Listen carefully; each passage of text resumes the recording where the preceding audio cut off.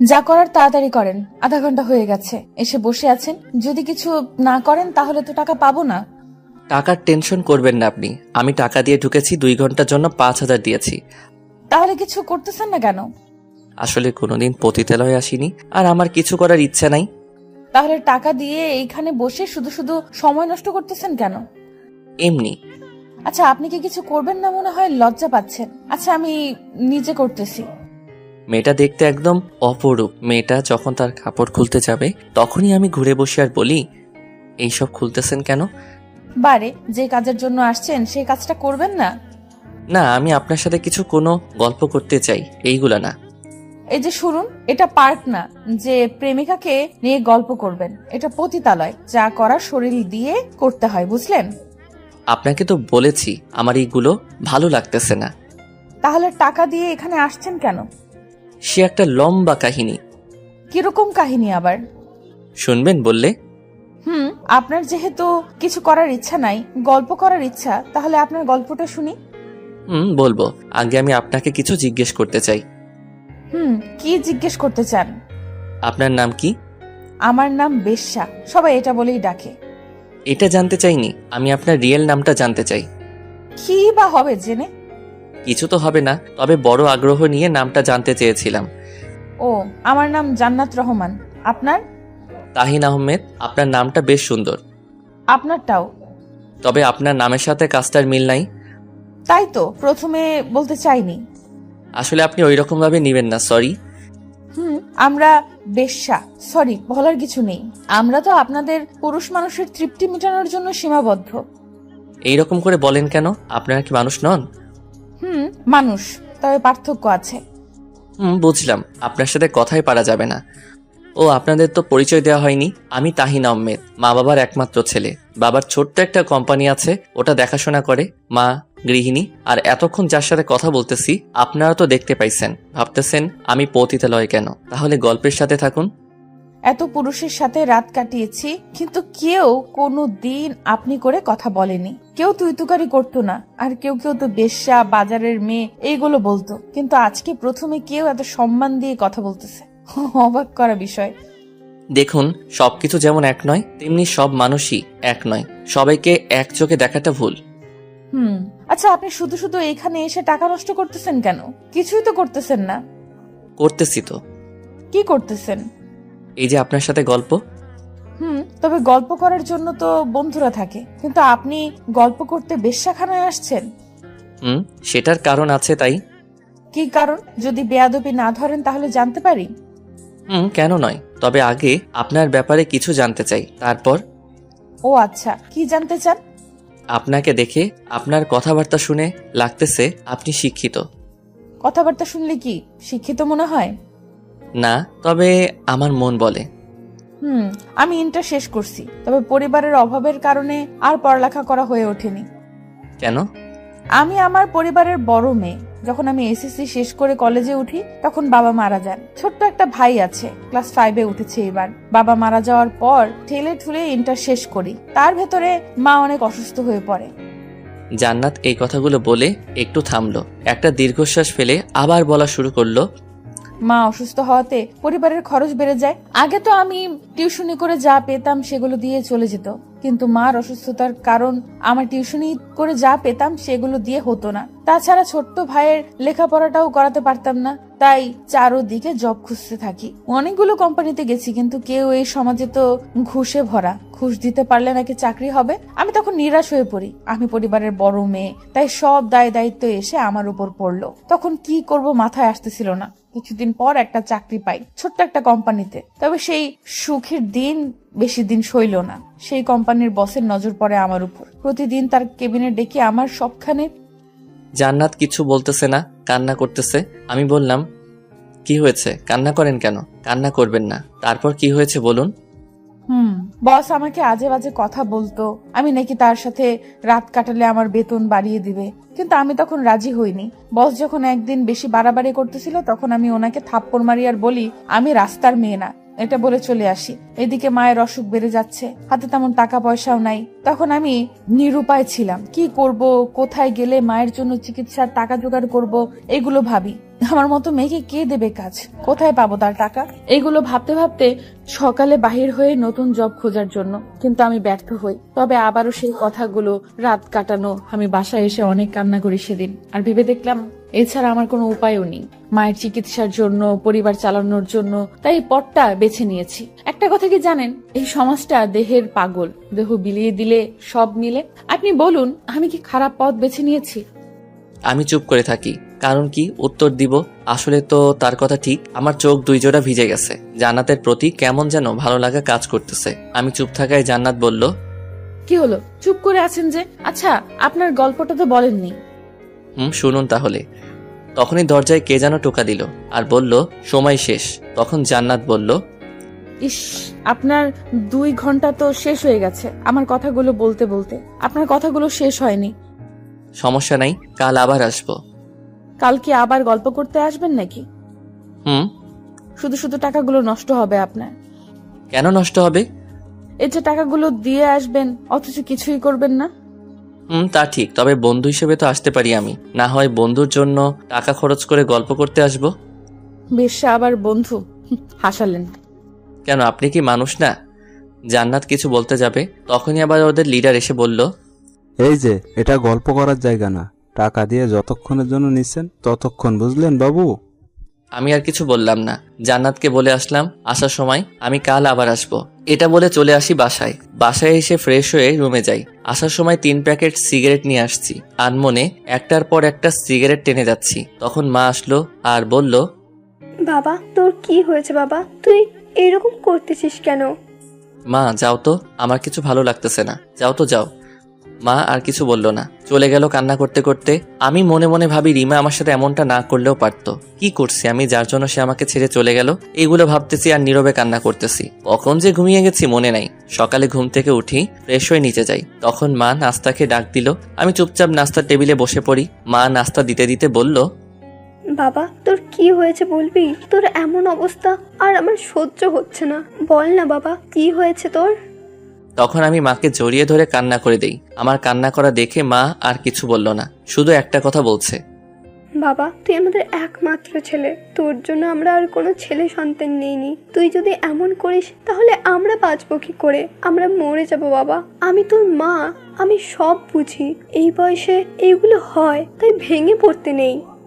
আমি শুধু বলে সম্মতি দেই। নাস্তা করে একটু বাহিরে হলাম, কিছু ভালো লাগতেছে না। কিছুক্ষণ বাহিরে হাঁটার পর আবার বাসায় আসি। দুপুরে খাবার খেয়ে একটু ঘুমাই। ঘুম থেকে উঠতে উঠতে 4টা 4:30 বেজে গেল। তখন মনে পড়লো আমি তো জান্নাতকে কথা দিছি আজকে যাব, তাই ফ্রেশ হয়ে গাড়ি নিয়ে চলে আসি। তখন তাদের লিডার বলল, ওহো, আজকে আবার আসলেন? হুম। বুঝি, এখনই তো এগুলো করার সময়। তো কোন পাখিটাকে নিবেন আজ? আমি জান্নাতের কথা বলি আর টাকা নিয়ে ভিতরে যাই। জান্নাত আমাকে দেখে বলল, আপনি সত্যি সত্যি আজকেও আসলেন? কেন, অন্য কাউকে আশা করেছেন মনে হয়? কতজনই তো আসে, রোজকার আবার আশা করব? আমি কিছু বলতে পারতেছি না, কি বার বলবো। তার কথা তো ঠিক, তাই চুপ করে আছি। তখন জান্নাত আবার বলল, কি হলো, চুপ করে আছেন? না এমনি। মন খারাপ নাকি আপনার? আরে না। মিথ্যা বলেন কেন? একটু। ও, তো আমি কি মন ভালো করতে পারবো আপনার? কি জানি, দেখেন আমরা একে অপরের সাথে অনেক কথা বলি। কথার মাঝখানে জান্নাত বলে উঠল, আচ্ছা, আপনি তো এখনো আপনার কাহিনীটা বলেননি। শুনবেন? শোনার জন্যই তো মনটা ব্যাকুল হয়ে আছে সে কবে থেকে। তারপর আমি বলা শুরু করলাম। তখন আমি ইন্টার প্রথম বর্ষে পড়ি। কলেজের গেট দিয়ে ঢুকে কিছু দূরে যেতেই একটা মেয়ে এসে কষিয়ে একটা থাপ্পড় দেয় আমার গালে। আমি মেয়েটার দিকে তাকিয়ে থাকি হাবলার মতো, কিছু বলি না। মেয়েটা দেখতে বেশ খুব সুন্দরী। অপলক দৃষ্টিতে তাকিয়ে আছি। আমার সাথে কি ঘটছে কোনো কিছু মাথায় নাই, শুধু ওই মেয়েটার চলে যাওয়ার দিকে তাকিয়ে আছি। কিছুক্ষণ পর একটা ছেলে আমার গা ধাক্কা দিয়ে বলল, এই যে ভাই, আপনাকে মারলো আর আপনি ওই মেয়েটার দিকে তাকিয়ে আছেন এইভাবে? আপনি কে ভাই? আমি জিসান, ইন্টার প্রথম ইয়ার। আপনি? আমি তাহিন আহমেদ, নতুন আসছি। আপনার মতো ইন্টার প্রথম ইয়ার। ও, তাহলে তো আমরা একই ক্লাসের। তুমি করে বলতে সমস্যা নেই তাহলে? আমরা যখন একই বর্ষে পড়ি তাহলে ঠিক আছে। আমি নতুন ফ্রেন্ড বানাতে পছন্দ করি। তুমি কি আমার ফ্রেন্ড হবে? কেন নয়? তাহলে আজকে থেকে আমরা ফ্রেন্ড। না, আজকে থেকে না। তাহলে? এখন থেকে। ও, ও, আমি তো মনে করেছি। কি মনে করছো? না কিছু না, চলো ক্লাসে যাই। জিসান আছে তাই আর ক্লাস চিনতে সমস্যা হলো না। সে নিয়ে গেল। আমি ব্যাগ রেখে টেবিলে বসলাম। বসতে বসতে জিসানকে বললাম, আচ্ছা জিসান, ওই মেয়েটাকে? কোন মেয়ে দোস্ত? আরে ওই মেয়ে। কোন মেয়ের কথা বলতেছো? ও আচ্ছা, বলতে লজ্জা করতেছে? তোমাকে থাপ্পড় মারছে ওই মেয়ে? এই কথা বলে জিসান অট্টহাসি দিল। হাসতে হাসতে মনে হয় শহীদ হয়ে যাবে আজ। আমি তাকে বললাম, আরে বেটা হাসি থামাও, কে এসে বলো। বলতেছি, আর একটু হেসে লই। দূর, আর বলার দরকার নাই। আরে ভাই, রাগো কেন? আচ্ছা বলতেছি। বলো, কে ওই মেয়ে? ও এই কলেজের সভাপতির মেয়ে, অনেক তেজ ভাই, একটু অহংকারী টাইপের, নাম রিমা, এইটুকু জানি। বুঝলাম, তবে সে আমাকে কেন এসে থাপ্পড় মারলো? তা তো বলতে পারবো না, তুমি হয়তো ওর সাথে কোনো খারাপ বিহেভ করেছে তাই। আরে আমি তো ওকে চিনি না, জানি না, এবং কি আজকে প্রথম দেখলাম। ওর সাথে খারাপ কি করব আমি? তাহলে তো বুঝতে পারছি না কেন মারলো। জানতে হবে আমাকে সে থাপ্পড় মারলো কেন। কি করবে, তোমার একটা সাজেশন দিই, তুমি ওর কাছে যেও না, খুব খারাপ। তাতে কি, ও যদি খারাপ হয় তাহলে আমি তার থেকে ডাবল খারাপ হব।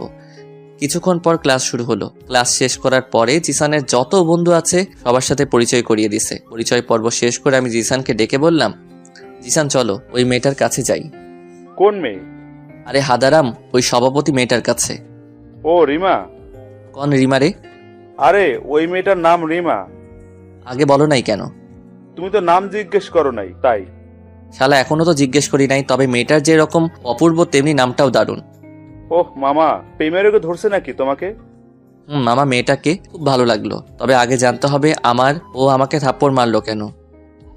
তাহলে চলো।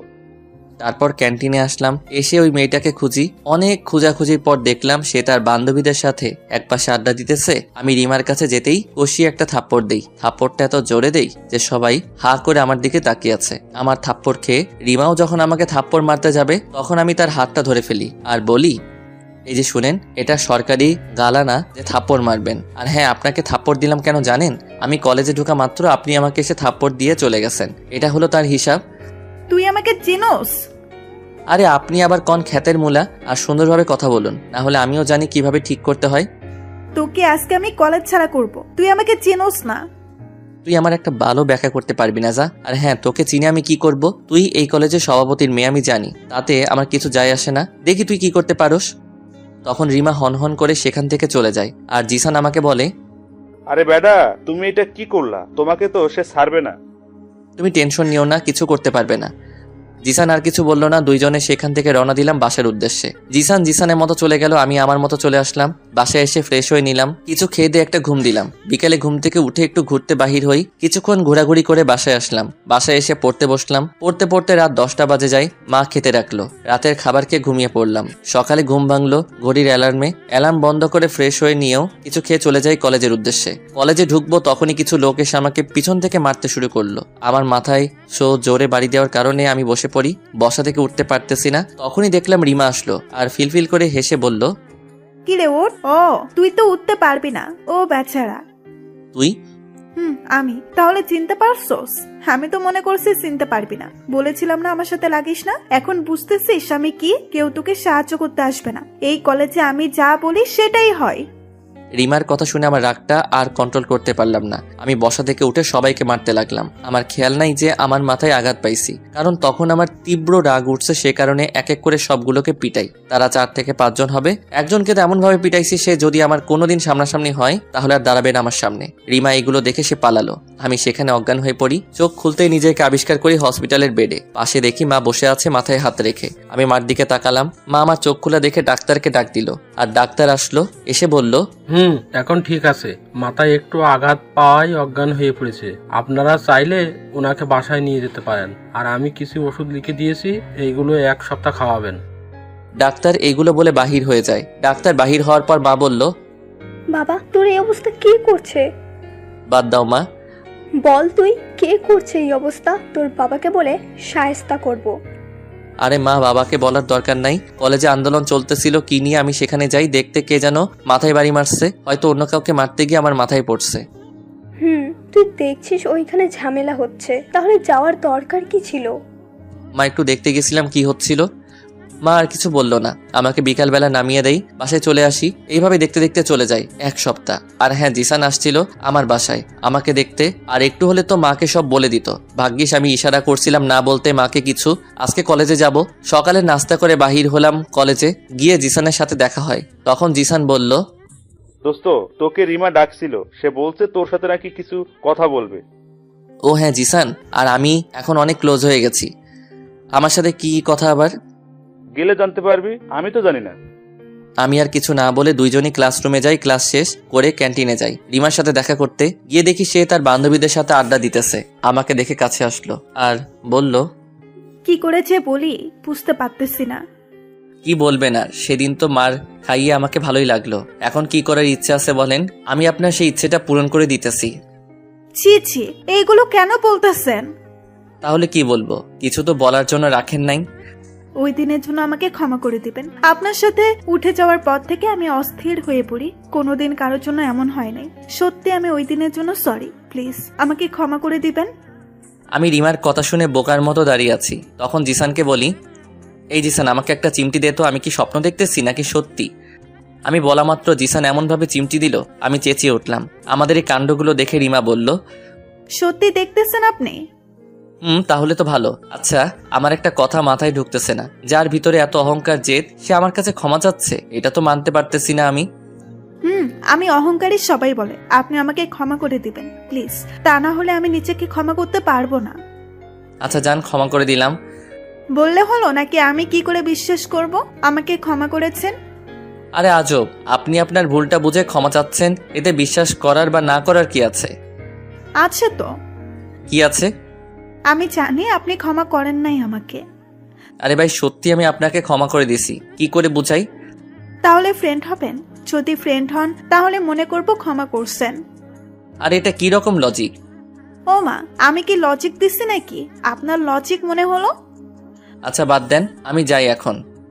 আমার আনসারটা তো দিলেন না। কিসের আনসার? ও মা, আপনি তো দেখি ফুলক টাইপের মানুষ, এখন বললাম আর বলা মাত্র ভুলে গেছেন। আচ্ছা আমি যাই, পরে জানাবো, লেট হয়ে যাচ্ছে, বাসায় যাব। এই যে শোনেন শোনেন বলছি। আমি আর কোনো কিছু না বলে কিছু না শুনে চলে আসলাম। প্রতিদিনের মতো জিসানের বাসায় চলে গেল, আমি আমার বাসায় এসে ফ্রেশ হয়ে নিলাম। প্রতিদিনের মতো এসে ঘুম দিলাম একটা। আজানের শব্দে ঘুম ভাঙলো। ঘুম থেকে উঠে ফ্রেশ হয়ে নামাজ পড়তে চলে গেলাম। নামাজ পড়ে এসে কিছু নাস্তা করে নিলাম, খেয়ে দিয়ে পড়তে বসলাম। কিছুক্ষণ ফোন টিপি আর কিছুক্ষণ পড়ি, এইভাবে পার হলো রাতটা। সকালে ঘুম ভাঙলো মার ডাকে। মা বলল, এই যে নবাবের ছেলে, আর কত ঘুমাবি? কলেজে যাবি কখন? মা উঠতেছি। মা চলে গেল। আমি উঠে ফ্রেশ হয়ে নিচে গেলাম, কিছু খেলাম না, অনেক দেরি হয়ে গেছে, তাই কলেজে চলে আসলাম। আসতে দেখি রিমা মনে হয় কেউ একজনের জন্য অপেক্ষা করতেছে। আমি তার পাশ কাটিয়ে চলে যাব, এমন সময় সে বলল, এটা কি হলো? আমি আপনার জন্য ওয়েট করতেছি আর আপনি আমার পাশ কাটিয়ে চলে যাচ্ছেন। আমাকে বলছেন কথাগুলো? না, ভূতকে বললাম। ও আচ্ছা, তাহলে আমি যাই। আরে আজব, কিরকম ছেলে আপনি? কি রকম আমি তো জানি না, বলেন তো আমি কি রকম? ধ্যাত, ভালো লাগে না। তো আমি কি করব, বসে বসে কাজে খুঁজবো? আপনি তো অনেক ফাজিল। তো না, কিছু না। ভালো। আচ্ছা এখানে দাঁড়িয়ে আছে কেন? আপনার জন্য দেরি হলো কেন? আজকে আপনার ঘুম থেকে উঠতে পারি নাই তাই। আচ্ছা আমার জন্য কেন দাঁড়িয়েছিলেন? আপনি তো বলছেন কালকে আনসার দিবেন, তাই এটা শোনার জন্য অপেক্ষায় ছিলাম। ও আচ্ছা, আমি যদি আনসারটার উত্তর না বলি তখন কি করবেন? আপনি যদি ফ্রেন্ড না হতে চান তাহলে তো আমি জোর করতে পারবো না। গুড। হ্যাঁ, এটা ঠিক, আমি অহংকারী, কিন্তু বিশ্বাস করেন আমি চাই আপনার মতো মানুষের সাথে থেকে আমার অহংকারটা দূরে ঠেলতে। আচ্ছা আমি তাহলে যাই। কই যাবেন? উত্তরটাও নিয়ে যান। আপনি তো বললেন হবেন না। ওরে শালার, আমি কখন বললাম এটা? আমি কি বলছি ভেবে দেখেন। জানি আপনি বলবেন, আপনি হয়তো না করবেন। ঠিক, আমি তো বলি নাই যে হব না। জানি হবেনও না, কারণ আমার ভেতরে অহংকারে ভরা। আচ্ছা বাদ দেন তো। আচ্ছা আমি রাজি, আপনার একটু টেস্ট করে দেখতেছিলাম। সত্যি বলতেছেন আপনি আমার ফ্রেন্ড হবেন? এটা শুনে রিমা অনেক পরিমাণ খুশি হলো। এইভাবে কাটতে থাকে দিনগুলো। 3 মাস পর রিমা আমাকে প্রপোজ করে কলেজের সবার সামনে। আমিও রাজি না হয়ে পারলাম না। আমি জানি সে আমাকে ভালোবাসে। দেখতে দেখতে 2টা বছর পার হয়। এর মাঝে রিমাকে আমিও অনেক ভালোবেসে ফেলি, কিন্তু রিমা ইদানিং আমাকে ইগনোর করতে শুরু করছে। আমার এইগুলো ভালো লাগতেছে না। হঠাৎ আমার এক বন্ধু আমার কাছে এসে বলতে লাগলো, দোস্ত, তোর কি রিমার সাথে কিছু হয়েছে? কেন, কি হবে? কিছু তো হয়নি। তাহলে রিমাকে দেখলাম অন্য ছেলের সাথে কোথায় যেন যাচ্ছে। কখন দেখলি? এই তো কিছুক্ষণ আগে একটা হোটেলের ভিতর ঢুকতে দেখেছি। আচ্ছা চল তো দেখি কোন হোটেলে গেছে। আমি আর দেরি না করে চলে আসলাম আমার বন্ধুর দেখানো হোটেলে। তাই আমি গিয়ে সেই হোটেলের ম্যানেজারের সাথে কথা বললাম। ম্যানেজার আমাকে রুম নাম্বারটা বলে দিল। রিমা যে রুমে ঢুকছে, আমি গিয়ে দেখলাম দরজা লক করা, তাই নক করলাম। একটা ছেলে এসে দরজা খুলে দিল। ছেলেটার মনে হয় গায়ে কাপড় নেই, শুধু মুখটা দেখা যাচ্ছে। আমি কোনো কিছু না বলে রুমে প্রবেশ করলাম। প্রবেশ করতে দেখি রিমা আমার মাথায় আকাশ ভেঙে পড়লো। রিমার শরীরে কোনো কাপড় নেই, আমাকে দেখে সে একটা চাদর জড়িয়ে নিল। আমি ভাবতে থাকলাম, যাকে এতটা ভালোবাসি সে এতটা নিচে কেমন করে নামলো? তার যদি এই চাহিদাটা থাকতো তাহলে আমাকে বলতো, আমি তাকে বিয়ে করে তার চাহিদা মিটাতাম। কেন করলো সে আমার সাথে এমন? আমি এগুলো ভাবতেছি আর দুই চোখ দিয়ে অঝোর ধারায় পানি পড়তেছে। তখন রিমা বলল, শোনো, আমাকে ক্ষমা করে দাও। সেটা বলতে আমি তার কাছে গিয়ে তাকে কষে একটা থাপ্পড় দিয়ে আর বলি, তোদের মতো মেয়েদের কারণে আজ ভালোবাসা অপমানিত হচ্ছে। তোদের কারণে হেরে যাচ্ছে হাজারো বিশ্বাস, উঠে যাচ্ছে একজনের প্রতি অন্যজনের মায়া মমতা। কেন করলি তুই? তোকে কি কম ভালোবেসেছিলাম? আমাকে ক্ষমা করে দাও প্লিজ। তোকে যদি ক্ষমা করি তাহলে আমাকে ক্ষমা করবে না তারা যারা হেরে গেছে তোদের মতো ছলনাময়ীর কাছে। তুই কোন মুখে ক্ষমা চাচ্ছিস? তুই তো বেশ্যাদের থেকে খারাপ, আর বেশ্যারা তো না চাইতে করে টাকার জন্য এইসব। তুই কেন করলি? আরে তোর চাইছে বেশ্যারা অনেক ভালো। আসলে কথায় আছে, কুকুরের পেটে যেমন ঘি হজম হয় না, ঠিক তুইও তেমন। আমি এগুলো বলে আর দাঁড়ালাম না, সেখানে সোজা বাসায় চলে আসলাম। অনেক কান্না করতে লাগলাম। কান্না করতে করতে বলি, কেন সে এমন করলো আমার সাথে। তার পরের দিন ভাবলাম, কি এমন সুখ আছে আমি তাকে দিতে পারলাম না। তাই তার পরের দিন ঠিক করি পতিতালয়ে আসবো। আর কি আর গুলো তো সব আপনি জানেন। আমি খেয়াল করলাম জান্নাতের চোখে পানি টলমল করতেছে, কিন্তু কান্না করতে পারতেছে না। আমি বললাম, শুনলেন তো আমার কাহিনী? আসলে আমরা যাকে বেশি ভালোবাসি সে আমাদেরকে বেশি কষ্ট দেয়, না চাইতেও। একটা কথা কি জানেন, বিধাতা হয়তো আপনার জন্য ভালো কিছু রাখছে, তাই ভুল মানুষের কাছ থেকে সরিয়ে নিছে আপনাকে। হয়তো, তবে সে আমার জীবনের দ্বিতীয় নারী ছিল। আমার মায়ের পর তাকে নিয়ে বোনা ছিল হাজারো স্বপ্ন। সেই স্বপ্নগুলো কাছের গ্লাসের মতো ভেঙে যেতে দেরি করলো না। যা হয়েছে ভুলে গিয়ে নতুন করে স্বপ্ন সাজান। আপনি অনেক ভালো মনের মানুষ, আপনার সাথে ভালো কিছু হবে ইনশাল্লাহ। আমি কিছু বললাম না, ওর কথাগুলো শুনতেছি। এত সুন্দর করে কথা বলে সে যদি জান্নাতের মতো কেউ একজন আমার জীবনে থাকতো, এইগুলো ভাবতেছি। তখন জান্নাত বলল, কি হলো? কি ভাবে না তো? না কিছু না। আচ্ছা আমি আপনাকে নাম ধরে ডাকতে পারি? এতদিন পর বলতেছেন নাম ধরে ডাকবেন কি না? হাসালেন। এখানে হাসির কি আছে শুনি? এই যে আপনি বললেন নাম ধরে ডাকতে পারি। তো কি হয়েছে? তাই হাসি পাইছে। আজব, হাসি পাওয়ার কি আছে? আপনার থেকে অনুমতি নিতেছি। শুনুন, আমরা বেশ্যা, আমাদের কাছ থেকে অনুমতি নিতে হয় না। যার যেরকম ইচ্ছা সে সেরকম ডাকে, আপনিও ডাকতে পারেন। আচ্ছা আপনাকে তো বলছি, আর আপনি জানেন আমি কেন, তবুও কেন এটা বলেন? আপনি এই কামে আসছেন কারণ আপনার পরিবারের সমস্যার কারণে। যদি কেউ এটা বিচার বিবেচনা করে তাহলে আপনাকে কেউ দোষী করতে পারবে না। হতে পারে। আর কোনোদিন এই কথা বলবেন না। আমি এই কথা বলতে জিব্বায় কামড় খেলাম একটা। আমার থেমে যাওয়া দেখে জান্নাত বলল, কি হলো? থামলেন কেন? বলেন আপনি কি? না কিছু না। আচ্ছা আপনার সাথে কিছু কথা ছিল। বলেন কি কথা? আমি চাই আপনি। আর কিছু বলতে পারলাম না, দরজায় টোকা পড়লো। বুঝলাম আমার সময় শেষ। আমি জান্নাতকে বললাম আসার সময়, আচ্ছা আজকে যাই, কালকে আসবো, সবকিছু বলবো। আপনার অপেক্ষায় থাকবো। আমি চলে আসলাম বাসায়। বাসায় এসে সেই প্রতিদিনের মতো খাটে হেলান দিয়ে সিগারেট ধরালাম। তখনই জান্নাতের মায়া ভরা চেহারাটা ভেসে উঠল। আমি আর সিগারেট টান দিলাম না, ফেলে দিলাম। শুয়ে আছি আর ভাবতেছি, আচ্ছা আমি কি জান্নাতকে পছন্দ করতে শুরু করছি? মেয়েটার প্রতি এত মায়া লাগতেছে। আচ্ছা তাহলে আমি কি তাকে ভালোবাসতে শুরু করতেছি? মেয়েটার তো কোনো দোষ নাই, সে তো নিষ্পাপ, সে আমার কাছে পবিত্র। সে তো নিজ ইচ্ছায় এইগুলো করতেছে না, খারাপ সময়ের কারণে করতে বাধ্য হয়েছে। আচ্ছা আমি কাল যাব, দেখি তাকে বলে দেখব সে কি বলে। সে যদি আমার কথায় রাজি হয় তাহলে ভালো হবে। এইগুলো ভাবতে ভাবতে কখন যে ঘুমিয়ে পড়ছি মনে নাই। ঘুম থেকে উঠলাম সকাল 9টায়। ফ্রেশ হয়ে নিচে এসে নাস্তা করে নিলাম আর ভাবতেছি আজকে বাবার অফিসে যাব। সেখানে কিছু সময় কাটিয়ে জান্নাতের কাছে যাব। চলে আসলাম বাবার অফিসে। আমাকে সবাই দেখে সালাম দিতে লাগলো। আমি বাবার কেবিনে গেলাম। বাবা আমাকে দেখে বলল, আজ কোন দিক থেকে সূর্য উঠলো? কেন কি হয়েছে? সূর্য তো প্রতিদিনে যেই দিকে উঠে সেই দিকেই উঠছে। তবে তোর সূর্যটা আজ কোন দিক থেকে উঠলো রে বাবা? বাবা বাদ দাও তো এইগুলা। যে ছেলেকে আমি নিজে বলে আনতে পারি না আমার অফিসে, সে আজ নিজে আসলো, এটা তো বলার কথা। আচ্ছা তাহলে চলে যাচ্ছি। আরে কই যাস? আরে এত রাগ করস কেন? আচ্ছা কি জন্য আসছস বল। না এমনি আসলাম ঘুরতে। এত না ঘুরে নিজে তো চালাতে পারিস। না তোমার অফিস তুমি চালাও। দেখ বাবা, আমি তো আর ছোট হচ্ছি না, বুড়ো হচ্ছি, তাই তোকে সব দায়িত্ব দিয়ে আমি রেস্ট নিতে চাই, আর তোর জন্য একটা সুন্দর বউ আনতে চাই। রাখবি আমার কথাগুলো বাবা? তবে একটা কথা। বল কি কথা? আমি চাই আরো কয়েকদিন পর দায়িত্বটা নিতে, এখন না, সময় হলে আমি বলবো। ঠিক আছে, তোর সময় লাগলে সময় নে, তবে একটু তাড়াতাড়ি। আমি সবকিছু তোর হাতে তুলে দিতে চাই। তুই আমার বংশের একমাত্র আলো। আশা করি তুই আমার কোম্পানিটা অনেক উঁচুতে নিয়ে যাবি। আচ্ছা এখন যাই। সেখানে কিছুক্ষণ সময় কাটিয়ে বাসায় আসি। বাসায় এসে সোজা মার কাছে যাই, গিয়ে বলি, মা একটা কথা বলতাম। বল। আমি একটা মেয়েকে বাসায় আনতে চাই, যদি তুমি অনুমতি দাও। কি রে, তোর মতলবটা কি? বিয়ে করবি নাকি আমাকে বল, আমি আর তোর বাবা গিয়ে বিয়ের পাকা কথা বলে আসি। আরে মা তেমন কিছু না। তাহলে?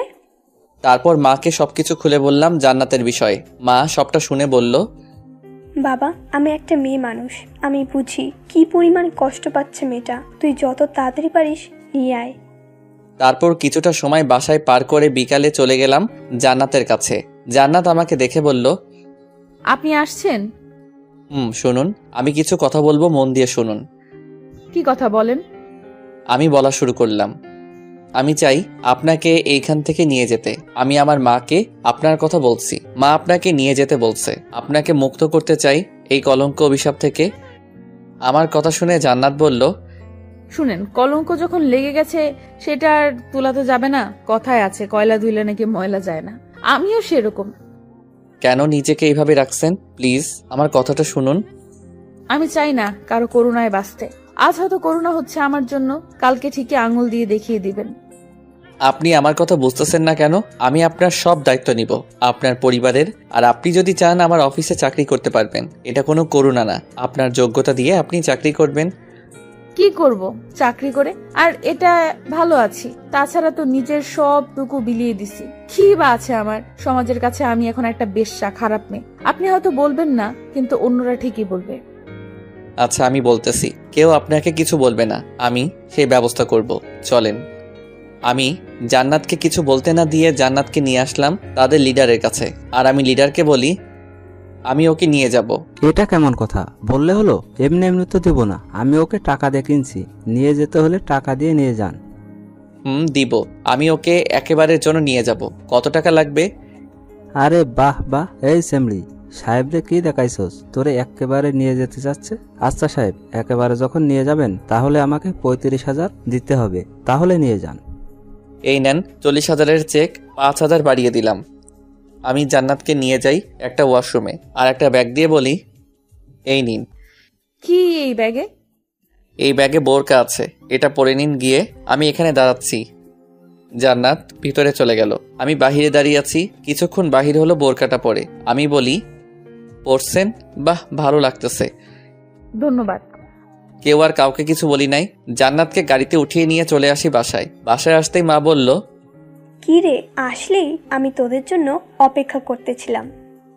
মা ভিতরে ঢুকাবে নাকি বাহিরে দাঁড় করিয়ে রাখবে? ভিতরে আয়। তারপর আমি জান্নাতকে নিয়ে বাসার ভিতর ঢুকলাম।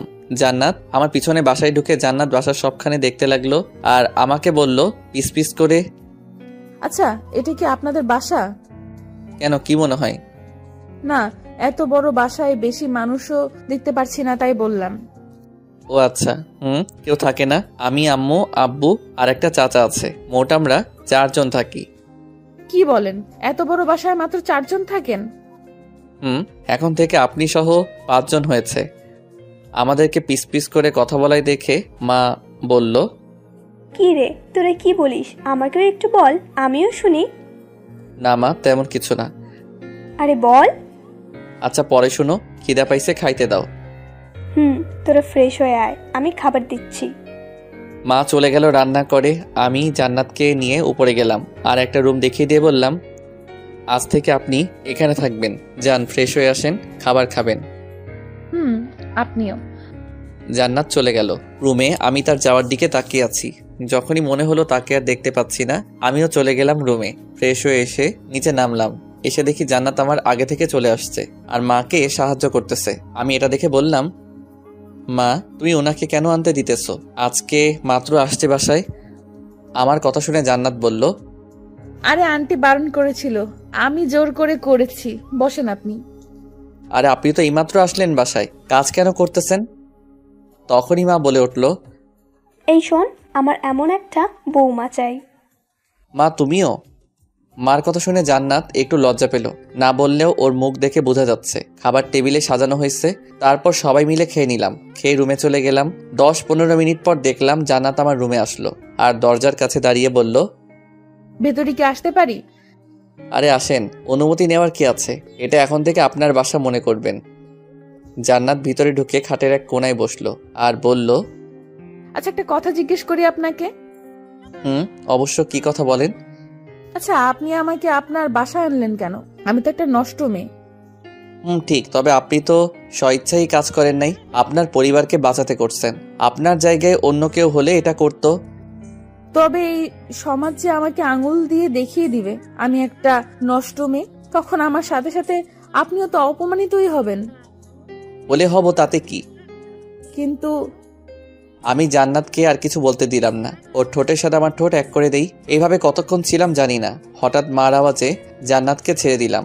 তখন মা অন্যদিকে ঘুরে বলতে লাগলো, এই বয়সে এগুলো কি দেখতেছিস? আর দরজাটা তো বন্ধ করতে পারতি। দেখলাম জান্নাত হালকা লজ্জা পেল আর এক দৌড়ে চলে গেল। আর মা আমার কাছে এসে বলল, কি রে, এত যদি সর্ক হয় তাহলে বিয়ে করে নিলেই তো পারিস। মা আমি তো ওকে ভালোবাসতে শুরু করছি, কিন্তু ওর মনে আমার জন্য কি আছে তা তো জানতে হবে। জোর করে তো কিছু পাওয়া যায় না। যত তাড়াতাড়ি পারিস ওকে বিয়ে কর। মেয়েটাকে আমার খুব ভালো লাগছে। মা তুমি খালি দোয়া করো। মা চলে গেল। আমি শুয়ে পড়ছি আর ভাবতেছি, আচ্ছা জান্নাতকে তো আমি ভালোবেসে ফেলছি, কিন্তু সে কি আমাকে ভালোবাসবে? এইসব ভাবতে ভাবতে ঘুমিয়ে পড়ি। আর ওইদিকে জান্নাত ভাবতে লাগলো, আমি কি ওনাকে ভালোবাসতে শুরু করেছি? আমি ওনাকে আটকাতে চাইতেও কেন আটকাতে পারি না? না না, এটা হয় না। আমি একটা নষ্ট মেয়ে। কি বা আছে আমার ওনাকে দিব? মেয়েরা বিয়ের পর তার স্বামীকে উপহার হিসেবে তার সতীত্ব দেয়, কিন্তু আমি তো দিতে পারবো না। জান্নাত এইগুলো ভাবতেছে আর কান্না করতেছে। নীরবে কান্না করতে করতে যে কখন ঘুমিয়ে গেল টের পেল না। সকালে ঘুম ভাঙা একটা মেয়েটাকে চোখ খুলতে দেখি জান্নাত বলতে লাগলো, এই যে ওঠেন, অনেক বেলা হলো, এবার উঠুন। আমি ঘুম ঘুম ভাব নিয়ে বললাম, মা আর একটু ঘুমাই, যাও তো। এই যে মশাই, আমি আপনার মা না, ভালোভাবে দেখুন। আমি চোখ খুলে ভালোভাবে খেয়াল করলাম, আরে এটা তো জান্নাত। সাথে সাথে জিব্বায় কামড় খেলাম। জান্নাতের দিকে তাকিয়ে দেখি সে মিটি করে হাসতেছে আর বলতেছে, এই আপনি চোখে দেখেন না? আমাকে কি আপনার আম্মু মনে হয়? আমি চুপ করে আছি। জান্নাত আবার বলল, ফ্রেশ হয়ে নিচে আসুন, আন্টি ডাকতেছে নাস্তা করতে। আপনি যান, আমি আসতেছি। তারপর জান্নাত চলে গেল। আমি ফ্রেশ হয়ে নিচে গেলাম। দেখি টেবিলে খাবার রেডি আছে। আমি খাবার মুখে দিয়ে বললাম, মা আজকে নাস্তা বানাইছে কে? কেন, কি হয়েছে? আমি বানিয়েছি। না মা, আজকে নাস্তাটার টেস্টটা আলাদা, তাই। কি বলতে চাস তুই? নাস্তার মজার হয়নি? দে, তোর খেতে হবে না। আরে মা, পুরো কথা তো শুনবে। আমি বলতে চাচ্ছি, অন্য দিনের চাইতে আজকেরটা অনেক টেস্ট হয়েছে। শুধু শুধু ভুল বুঝো কেন? ও আচ্ছা, তাহলে খা। আসলে আজকে জান্নাত মানে আমার বৌমা করছে। আম্মুর মুখে বউ ডাক শুনে আমি আম্মুকে ইশারায় বললাম, এইগুলো কেন বলো? আম্মু আমার ইশারা বুঝে হাসতে লাগলো। আমি খেয়াল করলাম জান্নাত তো মিটি করে হাসতেছে। তার মানে বুঝতেছি জান্নাত মুখ ফুটে কিছু বলতে পারতেছে না। যা করার আমাকে করতে হবে। জান্নাতকে দাঁড়িয়ে থেকে দেখে বললাম, কি হলো, আপনিও বসুন। না, আগে আপনারা খেয়ে নিন, তারপর খাবো। তখন মা বলল, কি রে মা, তুমি মনে হয় আমাদেরকে এখনো আপন মনে করো না। তা না, আপনারা বড় মানুষ, আগে আপনারা খান। আমি ছোট মানুষ, আমি তো আপনার মেয়ের মতো। জান্নাতের কথা শুনে মা আমার দিকে তাকিয়ে বলল, ওই দেখছিস কিভাবে সম্মান করতে জানে আমার বৌমা? আমি তো ওকেই বউ বানাবো। মা আবার শুরু হয়ে গেল। মা আমার কথার জবাব না দিয়ে জান্নাতকে ডেকে পাশে বসিয়ে জিজ্ঞেস করে বসলো, মা, আমি চাই তোমাকে আমার ছেলের বউ বানাতে। তোমার কোনো আপত্তি নেই তো? না, তবে আমার আম্মু আর ভাই আছে। আপনি আমার আম্মুর সাথে কথা বলেন, ইনশাল্লাহ আম্মুও রাজি হবে। আচ্ছা, তাহলে আজকেই তোমার বাসায় যাব, তুমি সহ। আম্মু আমার বাসায় না যাওয়ার চিন্তা আছে। আচ্ছা, তাহলে আমরা কিছুক্ষণ পরে রওনা দিব তোমার বাসার উদ্দেশ্যে। মা এটা বলে আমাকে বলল গাড়ি বাহির করতে। কি করব? আর নাস্তা সেরে রুমে গেলাম, দেখি জান্নাত আসলো। এসে আমাকে বলল, আপনার সাথে কিছু কথা ছিল, অনুমতি দিলে বলবো। বলেন কি কথা? আমি জানি আপনি আমাকে করুণা করে আপনার বাসায় ঠাঁই দিয়েছেন, কিন্তু আপনার আম্মু এগুলো কি করতেছে? আপনি আমাকে বিয়ে করে সুখী হতে পারবেন না? আমি তো একটা নষ্ট মেয়ে, কি দিতে পারবো আমি আপনাকে?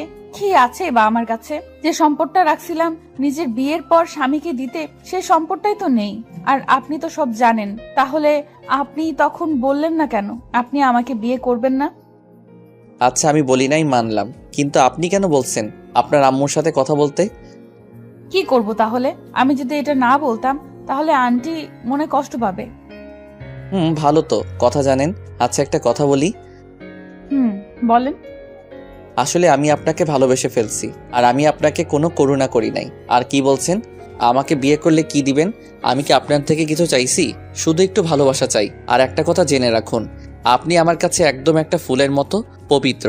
আচ্ছা আমাকে কি আপনি একটু ভালোবাসা দিতে পারবেন না? জান্নাত আমার কথা শুনে কান্না করে দিল আর আমার বুকে ঝাঁপিয়ে পড়ল, যে তার জন্য আমি মোটেও প্রস্তুত ছিলাম না। আমি বললাম, এই কেউ দেখে ফেলবে, ছাড়ো।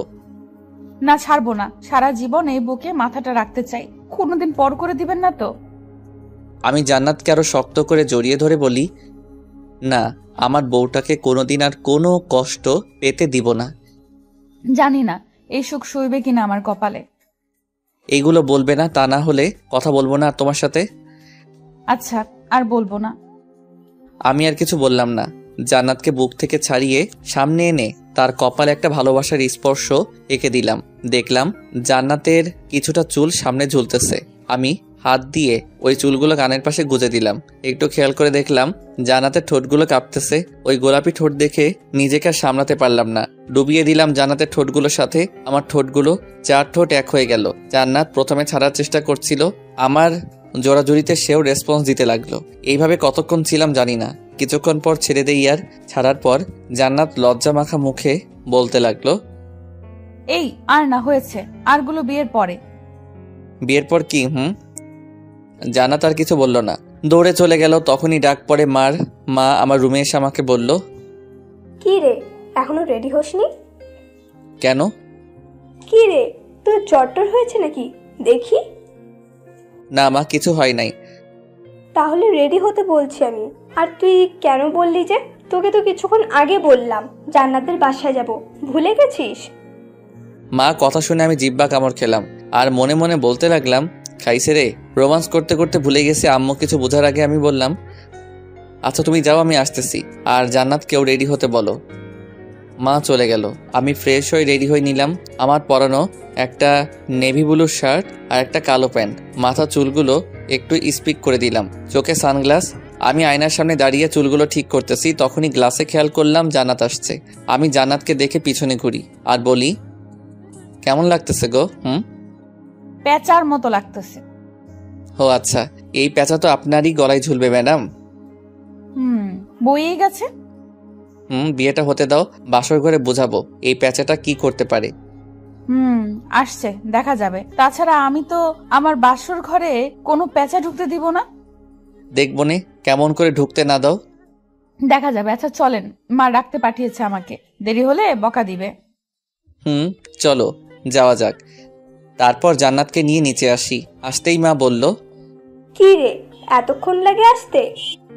মা রেডি হতে তো সময় লাগবে, শ্বশুর বাড়ি যাচ্ছি, একটু বোঝো না। হয়েছে হয়েছে, চল এখন। তারপর রওনা দিলাম জান্নাতদের বাড়ির উদ্দেশ্যে। কিছুক্ষণ পর পৌঁছে গেলাম জান্নাতদের বাসায়।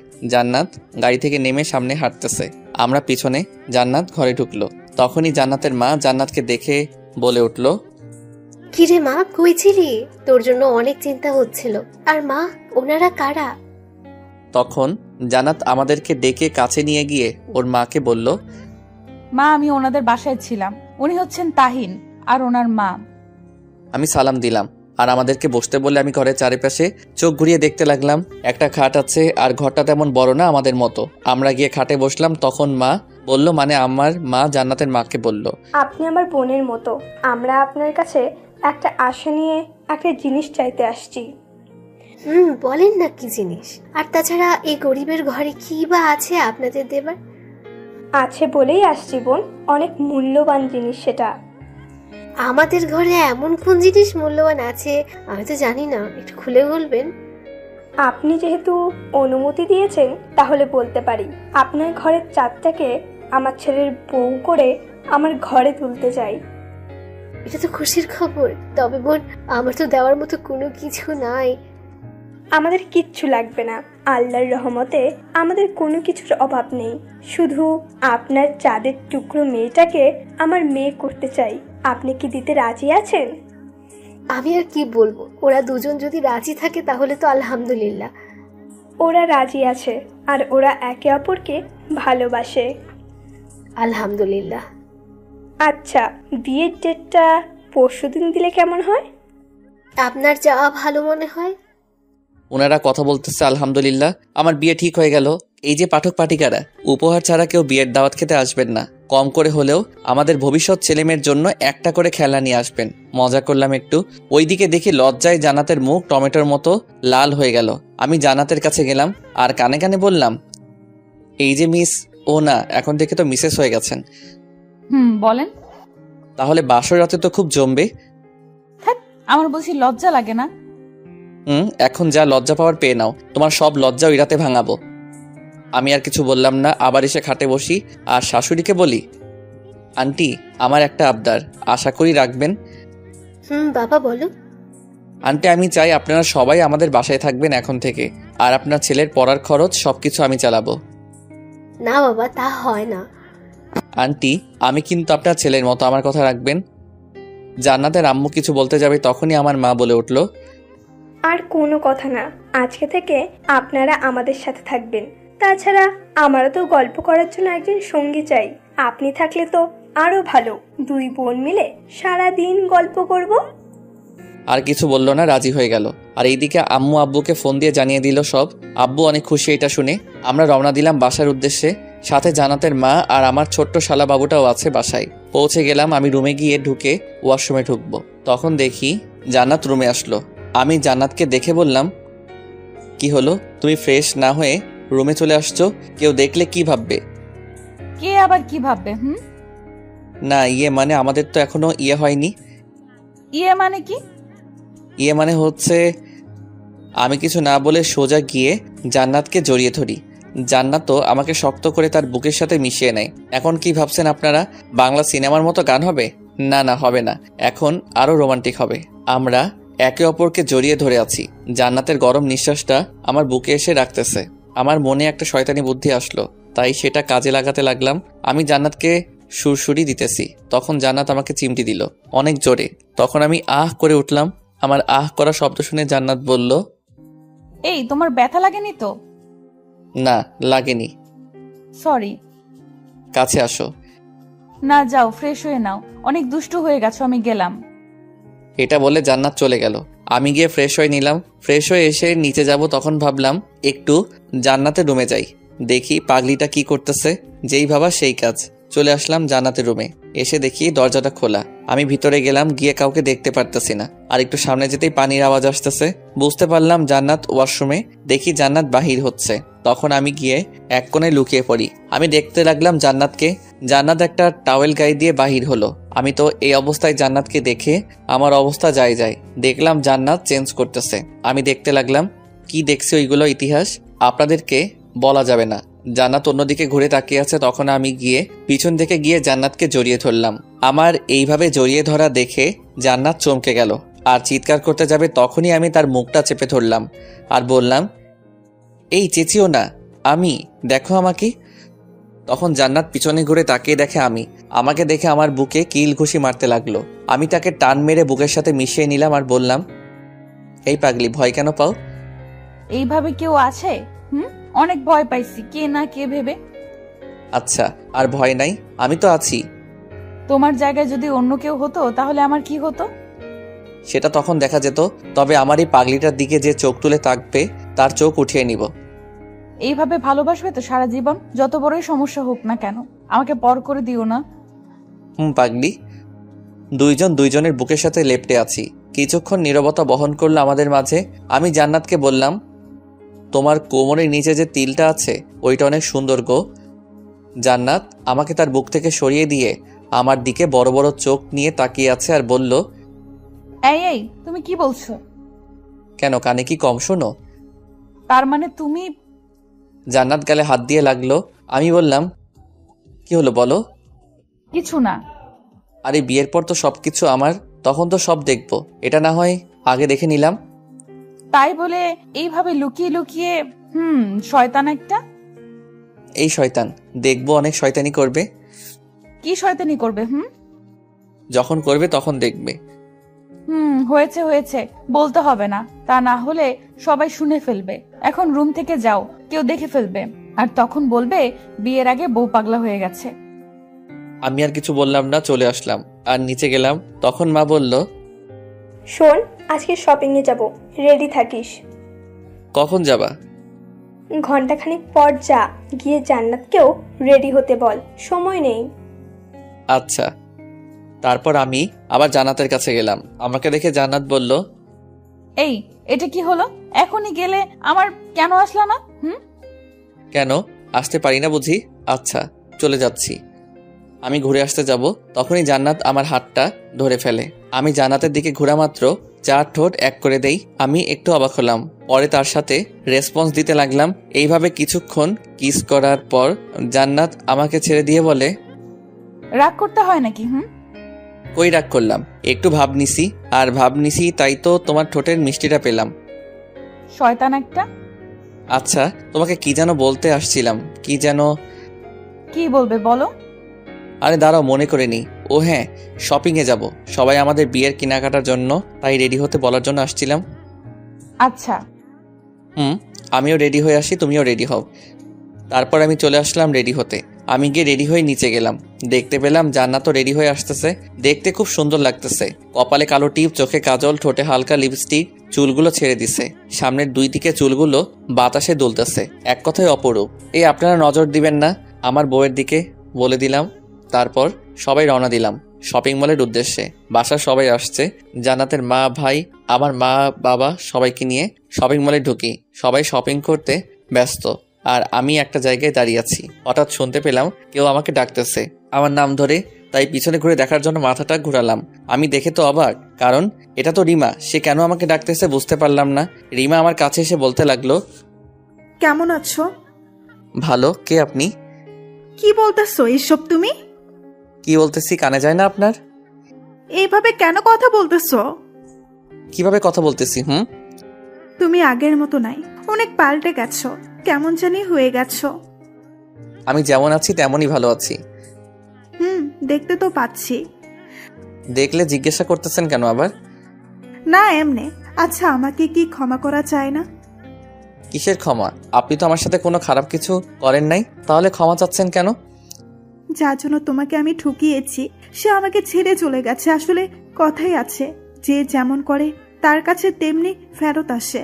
আমার সাথেও তেমন হয়েছে। আমি তোমার ভালোবাসাটা বুঝতে পারি নাই। প্লিজ আমাকে তুমি ক্ষমা করে দাও। যাকে ভালোবাসি সে তো অন্য নৌকায় পা দিয়েছিল, এখন সে নৌকাটা ঢুকে গেছে, তো আমার কাছে আবার আসছেন। আর ক্ষমা তো সেই দিন করে দিছি। একটা কথা, ভালোবাসলে নাকি ভালোবাসার মানুষের কাছে অভিযোগ রাখতে নাই। সত্যি তুমি আমাকে ক্ষমা করে দিছ? রিমা আমার হাত ধরে নিয়েছে। আমি এক ঝাটকায় তার হাতটা আমার হাত থেকে ছাড়িয়ে নেই আর বলি, আপনার তো সাহসও কম না, আপনি আমার হাত ধরতেছেন। তুমি তো বলছো ক্ষমা করে দিছ, আর আপনি আপনি করে কথা বলতেছো কেন? ক্ষমা করে দিছি তার মানে এটা না যে আপনার আমার হাত ধরার অধিকার দিছি। আর আমি অপরিচিত মানুষের সাথে আপনি করেই বলি। তাহলে তুমি আমাকে এখনো ক্ষমা করো নাই? আবার একই কথা বলতেছেন কেন? তুমি যদি আমাকে ক্ষমা করে দিতে তাহলে আমাকে আপন করে নিতে, ঠিক আগের মতো। আরে ক্ষমা করেছি এটা না যে আপনাকে আবার আপন করব আর আপনি আবার বেইমানি করবেন। তাছাড়া তোমার জন্য আমি একটা নিষ্পাপ মেয়েকে কষ্ট দিতে পারবো না। ভালো থাকবেন, আর পারলে দ্বিতীয়বার কারোর সাথে এমন করবেন না। জানেন তো যে আপনি করবেন ঠিক তা আপনাকে প্রকৃতি ফিরিয়ে দিবে। রিমাকে আর কিছু বলার সুযোগ দিলাম না। আমি চলে আসলাম সেখান থেকে। এসে দেখি সবার শপিং করা শেষ। শপিং শেষ করে বাসায় চলে আসলাম। রুমে ঢুকতেই জান্নাত বলল, মেয়েটাকে? কোন মেয়ে? যার সাথে মার্কেটে কথা বলছো ওই মেয়েটা। ও, তাহলে তুমি দেখছো? কে ওই মেয়ে? ওই হচ্ছে ওই মেয়ে যাকে আমি আমার থেকেও বেশি ভালোবাসতাম, রিমা। ও আচ্ছা। জানি না তুমি কি মনে করছো, তবে এটা ভেবো না যে আমি আমার দ্বিতীয়বার এই ভুল করব। আমি তোমারই আছি আর তোমারই থাকবো। জান্নাত ছোট্ট একটা মুচকি হাসি দিয়ে চলে গেল। আমিও ফ্রেশ হতে গেলাম। এইভাবে দেখতে দেখতে আমার আর জান্নাতের বিয়ের দিন কাছে আসতে লাগলো। আমি বাসায় ঘরের সামনে দাঁড়িয়ে আছি, কারণ এটা তো আমার প্রথম বিয়ে। কি করব কিছু তো বুঝতেই পারতেছি না। আমাকে দাঁড়িয়ে থাকতে দেখে সবাই ঠেলে ঠুলে মরার ঘরে থুক্কু বাসর ঘরে ঢুকিয়ে দিল। আমি ঢুকে দরজাটা লক করে দিলাম। তারপর আস্তে আস্তে ওই খাটে থাকা মানুষটার কাছে যেতে লাগলাম। আমি গিয়ে খাটে বসলাম। জান্নাত ইয়া বড় একটা ঘোমটা দিয়ে বসে আছে। আমাকে দেখতে পেয়ে খাট থেকে নেমে আমাকে সালাম করলো। আমি জান্নাতকে উঠিয়ে বুকে জড়িয়ে নিলাম আর বললাম, এটা কি আমার বিয়ে করা বউ নাকি পার্লার থেকে আনা মেয়ে বুঝতে পারতেছি না। এই আমি পার্লারে যাই নাই, ঘরে সাচ্ছি। আসলে জান্নাত দেখতে অনেক সুন্দরী। ওকে রাগানোর জন্য এটা বললাম। আমি জান্নাতকে খাটে বসালাম। তারপর বললাম, আচ্ছা এখন কি করব? আমি জানি না। লজ্জা মাখা মুখে কথাটা বলল। আচ্ছা তাহলে ঘুমিয়ে পড়ি। এটা বলতে দেরি জান্নাত আমাকে খাটে ধাক্কা দিয়ে ফেলে দেয় আর বলে, ওই ছাগল, বাসর ঘরে মানুষ কি ঘুমায়? তাহলে কি করে? আমি তো জানি না। ওরে আমার সোনাটা, বুঝছি কি করে। এটা বলে জান্নাত আমার উপর ঝাঁপিয়ে পড়ল। জান্নাত আমার ঠোঁটের সাথে ওর ঠোঁট দুটো মিশিয়ে দিল। আমিও বাধা দিলাম না, মজা নিতে লাগলাম ওর ঠোঁটের। তারপর দুইজনে হারিয়ে যাই ভালোবাসার অতল সাগরে। ওইগুলো ইতিহাস, থাক, বলা যাবে না। আর যদি আপনারা জানতে চান তাহলে বিয়ে করে নেন, তাহলে জানবেন। 3 বছর পর আমি অফিস করে বাসায় আসলাম। তখনই তাসফিয়া বলল, পাপা পাপা আমার চকলেট তুই। এই তো আম্মু তোমার চকলেট, এই নাও। তখন জান্নাত বলল, আরো বেশি করে চকলেট খাওয়াও, যাতে করে আমার মেয়েটার দাঁত নষ্ট হয়। আরে ও এখনো ছোট, বড় হলে সব ঠিক হয়ে যাবে। এটা বললে আমি রুমে গেলাম ফ্রেশ হতে। ও তাসফিয়ার কথা তো বলা হয়নি আপনাদের। চলুন ফ্রেশ হওয়ার ফাঁকে ওর পরিচয় দিয়ে দেই। তাসফিয়া হচ্ছে আমার মেয়ে, একটু একটু কথা বলতে জানে, দেখতে একদম ওর মার মতো হয়েছে। আর আমি বাবার কোম্পানি সামলাই এখন। বাবা আর কোম্পানিতে যাই নাই, এখন সব দায়িত্ব আমাকে দিয়ে দিচ্ছে। আমি ফ্রেশ হয়ে বাহির হলাম, শুনতে পেলাম জান্নাত ডাকতেছে খাবার খেতে। তাই খাবার খেতে গেলাম। খাবার খেয়ে আমি আর আমার মেয়েকে রুমে নিয়ে আসি। জান্নাতও আসবে। সব কাজ শেষ করে আমি আমার মেয়ের সাথে দুষ্টামি করতেছি, তখন দেখলাম জান্নাত আসলো। এসে বলল, বাপ বেটি মিলে কি কথা বলতেছে? আমার মেয়ে বলতেছে ওর নাকি একটা ভাই লাগবে। এই তোমার কি লজ্জা শরম নেই? মেয়ের সামনে এগুলো বলতেছো? ও কি বুঝতেছে? আচ্ছা বাদ দাও, কাছে আসো। কতদিন ভালোভাবে কাছে পাই নাই। এই ফাজিল, মেয়ে আছে দেখতে পাচ্ছ না? ও ঘুমাক, তারপর কি আর করবো বলেন। তাসফিয়াকে ঘুম পাড়ালাম আর জান্নাতকে আমার কাছে আনলাম আর বললাম, ওই কতদিন ভালোভাবে আদর খাই নাই, আজকে সব মিটিয়ে নিব। তারপর চলে গেলাম তাসফিয়ার জন্য একটা ভাই আনার জন্য। আবারও হারিয়ে গেলাম নতুন ভাবে ভালোবাসার সাগরে।